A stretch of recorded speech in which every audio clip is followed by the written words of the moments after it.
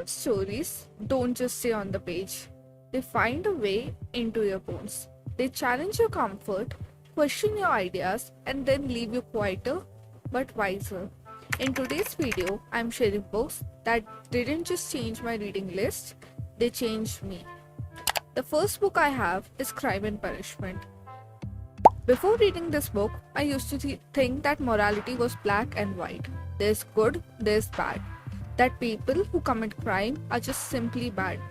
But Crime and Punishment by Dostoevsky changed that. Raskolnikov, the protagonist, is a murderer, and yet he's also deeply human.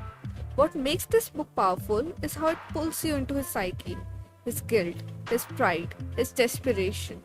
It taught me that judgment without understanding is easy, but literature teaches you to pause, to ask, what led them there? Now, I approach morality with more context than conclusions. The next book I have on my list is A Little Life. I thought I understood trauma until I read this book. Jude's pain isn't easy. It's not poetic, it's not hopeful, it's endless. And that's what makes this book real. This book changed how I see recovery. I used to believe that with enough love, someone could be saved. But this book taught me that trauma reshapes a person's internal architect. Sometimes love isn't enough. Sometimes presence is all you can offer. And yes, I agree with all the critic of this book that it is heavily dependent on trauma, that it misrepresents mental health in many ways. But this book will stay with you for a long time. It lingers, not because it's perfect, but because it dares to go where most books don't.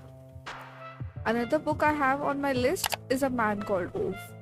Ove, the main character, reminded me of the people I used to avoid. Grumpy, blunt, rigid, but by the end of the book, I was crying my eyes out for him. What did I learn? Sometimes people aren't rude, they're just grieving. They're tired, they don't know how to ask for help. This book changed my opinion about difficult people. Now I look beyond the reaction and ask what pain is hiding underneath. Another classic book is Metamorphosis. To be honest, I didn't really get this book at first. It felt absurd. A man turned into a bug with no explanation whatsoever. But then it clicked. It's not about the bug. It's about being forgotten.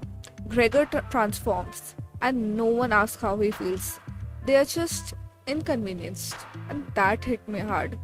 This story makes me rethink isolation. I used to judge withdrawal as laziness. Now I see it as an exhaustion, the kind that you can't explain. Another book I have on my list is No Longer Human. This book made me uncomfortable in the best way possible. No Longer Human is a story of a man who doesn't feel real. It made me question what it means to be human. Not performatively, but authentically. I no longer see people as distant or weird. I see survival, even when it is masked by jokes or detachment. It changed how I look at alienation, especially in myself. Yozo's struggle reminded me that sometimes the most visible walls are the ones we built inside.